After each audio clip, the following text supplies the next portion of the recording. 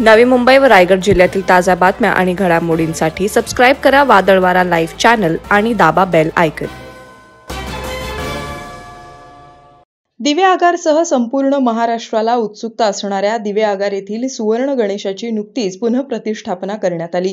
2012ला दरोड्यात चोरीला गेलेल्या सुवर्ण गणेशाची तब्बल 9 वर्षांच्या न्यायालयीन प्रक्रियेनंतर पुनःप्रतिष्ठापना करण्यात आली।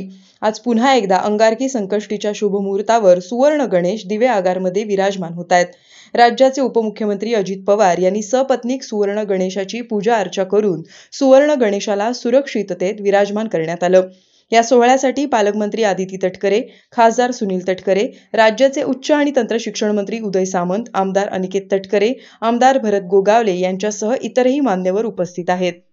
वादळवारा लाईव्हसाठी संतोष टिळेकर सह ब्युरो रिपोर्ट, श्रीवर्धन।